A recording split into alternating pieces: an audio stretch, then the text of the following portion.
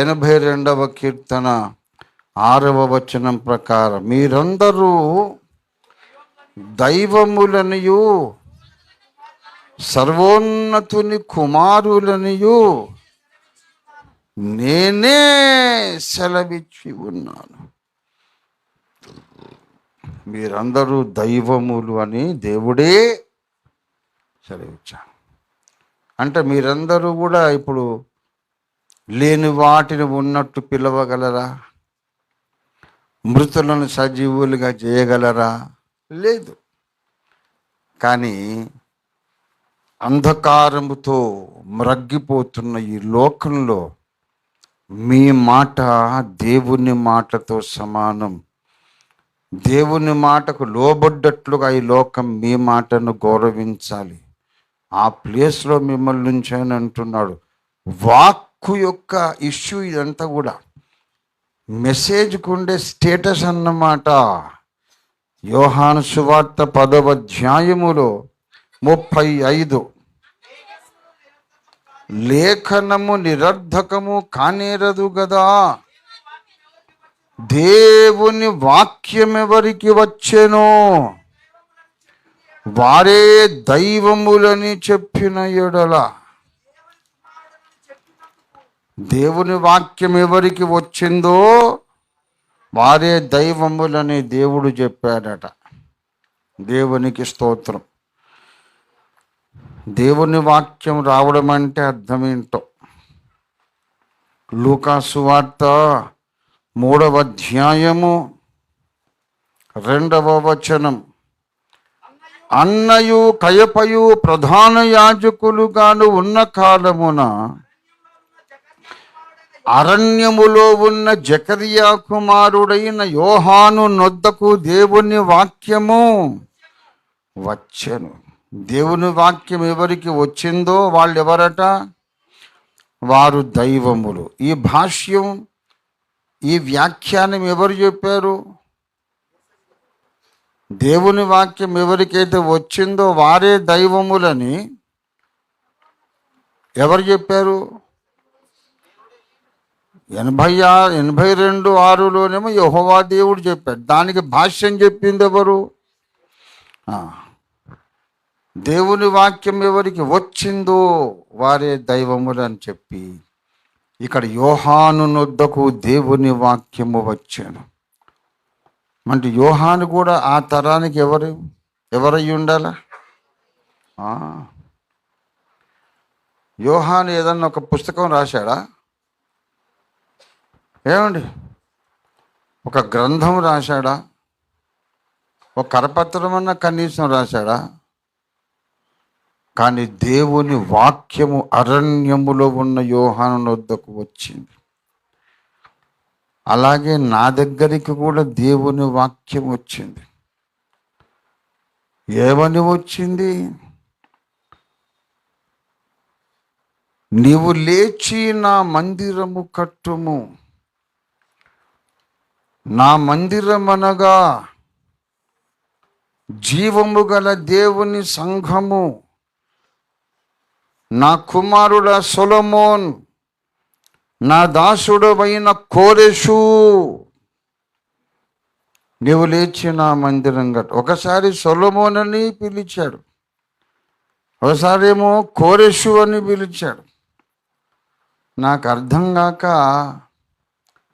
ప్రార్థన చేశా, ఏంటి ప్రభువా, నా దాసుడవైన సొలొమోను, O my son young Solomon అని ఒకసారి పిలిచావు,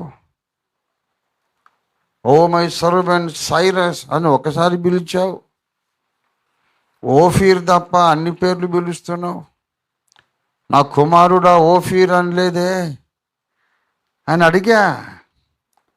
ఐఎమ్ నాట్ హ్యాపీ. నా పేరు వదిలేసి అన్ని పేర్లు పిలుస్తున్నావు ఏంటి ప్రభువా? దినకరన్ గారు కూడా ప్రవచనం చెప్పారు వెస్లీ బాయ్స్ కాలేజ్ గ్రౌండ్స్లో.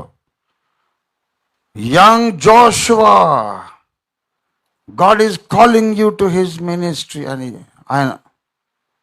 యెహోషువ అంటాడు, కోరెష్ అంటాడు, సొలొమోన్ అంటాడు, ఓఫీర్ అనడే. ఏమోలే తర్వాత అర్థమవుద్ది, ముందైతే పిలిచాడు కదా, పేరు ఏదైతేనేమి నన్ను ఇట్లా అన్నాడు ఏళ్ళు చూపెట్టి. భాస్కర్ దాసన్ గారైతే నా దగ్గరకు వచ్చాడు, బాబు నీతోనే దేవుడు మాట్లాడాడు, ఎందుకు అనుమానించావు అన్నాడు. గతుక్కుమన్నా నేను, అయ్యో బాబోయ్, నేను అనుమానించింది కూడా ఈయనకు తెలిసిపోయిందే, ఈయనకు తెలిసిపోయింది నేను డౌట్ చేసినట్టు. దేవా క్షమించు అనుకుంటున్నాను. 25 మంది పెంతెకోస్తు సంఘ పెద్దలు నా తల మీద చేతులుంచి ప్రార్థన చేసి ప్రతిష్ఠించారు. అందులో పిటి చాకో గారు ఉన్నారు, ఫిలిప్ అబ్రహం గారు ఉన్నారు, జిఆర్ పురుషోత్తం గారు ఉన్నారు, పాస్టర్ భాస్కర్ దాసన్ గారు ప్రేయర్ లీడ్ చేశారు. తర్వాత అడిగా, ఏంటి ప్రభువా, జాషువా అన్నావు, కోరేష్ అన్నావు, ఏంది నా పేరు తప్ప అన్ని పిలిచావు ఏంటంటే, అప్పుడు ఆయన బయలుపరిచాడు, సొలొమోను మందిర నిర్మాణకుడు. ఆ మందిరాన్ని నెబుకద్నెజరు కూలగొడితే కూలిపోయిన మందిరాన్ని మళ్ళీ నిర్మింపజేసిన వాడు కోరెషు. నీవు సొలొమోనులాగా కొత్త మందిరాలు కట్టాలి, పాడైపోయిన మందిరాలను కోరెషులాగా కట్టాలి. సొలొమోనైనా కోరెషైనా మందిర నిర్మాణకులే కుమారుడా అని అంటే, అప్పటికి నేను ఎంత పిచ్చోడినంటే, దేవుడు నాకు బాగా ఫారిన్ ఫండ్లు, 1000 కోట్లు 1,00,000 కోట్లు ఫారిన్ ఫండ్ ఇస్తాడేమో. చాలా గ్రామాలలో చర్చిలు లేవు, ప్రార్థన మందిరాలు లేవు. లేని చోట నేను కొత్త మందిరాలు చర్చిలు కట్టిస్తానేమో. ఒకప్పుడు కట్టబడి పాడుబడిపోయిన దేవాలయాలను కోరెషులాగా మళ్ళా నేను ప్రార్థన మందిరాలను బాగు చేస్తానేమో. అట్లయితే నాకు చాలా డబ్బులు ఇస్తావా ప్రభువా, ఈ చర్చిలు కట్టుకుంటూ తిరుగుదాన్ని నేను అనుకున్నా. అంత ఈడియట్ నేను దేవుని ముందు.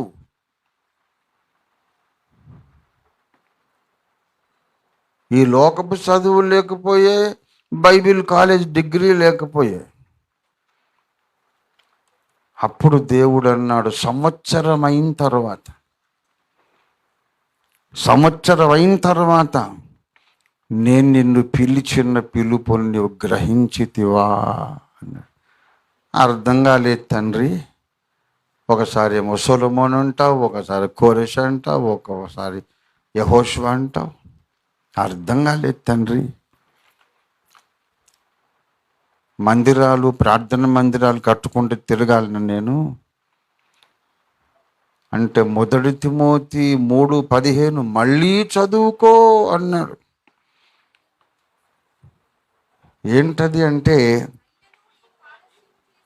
దేవుని మందిరములో అనగా జీవము గల దేవుని సంఘములో జనులు ఎలాగూ ప్రవర్తించాలో అది నీకు తెలియనట్లు ఈ సంగతులు వ్రాయుచున్నాను. ఆ సంఘము సత్యమునకు స్తంభము ఆధారమై ఉన్నది. ఇది దేవుని వాక్కు నా దగ్గరకు వచ్చింది. అరణ్యములో ఉన్న యోహాను దగ్గరికి వచ్చినట్లు, తిబెరి కైసరు ఏలుబడిలో పొంతి పిలాతు యూదయకు అధిపతిగా ఉన్నప్పుడు, ఫలానా వాడు చతుర్థాధిపతిగా, అన్నా కయప ప్రధాన యాజకులుగా ఉన్నప్పుడు, అందరిని దాటేసి ఎక్కడో అడవిలో ఉన్నటువంటి రేడియో మెకానిక్ నా దగ్గరికి దేవుని వాక్యము వచ్చెను. దేవునికి స్తోత్రం కలుగునుగాక. అప్పుడు స్పష్టత వచ్చింది. సంఘాలు కట్టాలి, లేని చోట్ల సంఘాలు కట్టాలి, ఉన్న సంఘాలను మరమ్మత్తు చెయ్యాలి అని పెద్ద విశాలమైన దర్శనం దేవుడు నా కళ్ళ ముందు ఓపెన్ చేశాడు. దేవుని బిడ్డలారా, దేవుని వాక్యం నా దగ్గరికి వచ్చింది, నా తప్ప. అప్పటి నుండి నేను స్థిరంగా నమ్మాను, దిద్దుబాటు నా ప్రధాన పరిచర్య. ఇంకా చాలా విషయాలు దేవుడు నేర్పాడు. సంఘమును కట్టాలి, మందిరాన్ని కట్టాలంటే సొలొమోను దేవుని సంఘమునకు, దేవుని మందిరానికి పునాదులు వేశాను. పునాదులు పాడైపోగా నీతిమంతులు ఏమి చేయగలరు? సంఘాన్ని కట్టాలి. అంచకాలములో సంఘంలో ఏమున్నది అంటే యెజబెలు ఆత్మ ఉంది. యెజబెలు ఆత్మ ఎక్కడ ఉందో అక్కడ కన్ఫ్యూజన్ ఉంది. ఈ కన్ఫ్యూజన్ తొలగించాలి.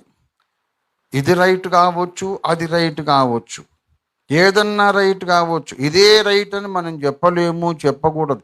ఇది ఖచ్చితంగా పచ్చిగా చెబుతున్న పచ్చి యెజబెలు ఆత్మ ఇది. You should not be clear and confident about what you believe, because many scholars are different, are having different opinion. చాలామంది పండితులకు వేరే వేరే అభిప్రాయాలు ఉన్నాయి. ఇది ఒక్కటే సత్యమని నువ్వు ఎలా చెప్తావు? అలా చెప్పకూడదు అనే పాయింట్ మీద ఉన్నోరులే ఈ లూసిఫర్ థియాలజికల్ ఫోరం. వాళ్ళ మెయిన్ బాధ ఏంటంటే ఏ బోధకుడు ఇలా మాట్లాడలేదు. ఈ ఆర్గ్యుమెంటు, ఆ ఆర్గ్యుమెంట్, ఈ ఆర్గ్యుమెంట్ అన్నీ ప్రజెంట్ చేశారు తప్ప ఇది ఒక్కటే రైట్, మిగిలిన వాళ్ళని రాంగ్ అని కొట్టిపడేసిన బోధకుడు ఎవ్వడూ లేడు. ఓఫీర్ ఒక్కడే. ఆఫ్టర్ ఆల్ ఐటీఐ వీడికి ఇంత కాన్ఫిడెన్స్ ఏంటి?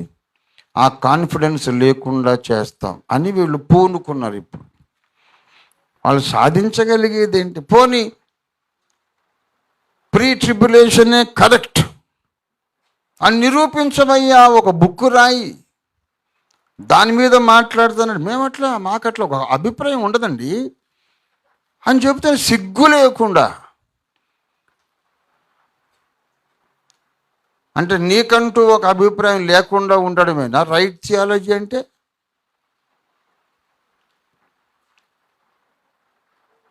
ఏది సత్యమో దాని మీద దృష్టి ఉంచాలి. బైబిల్లో దేవుడు సత్యాన్ని స్పష్టపరిచాడు.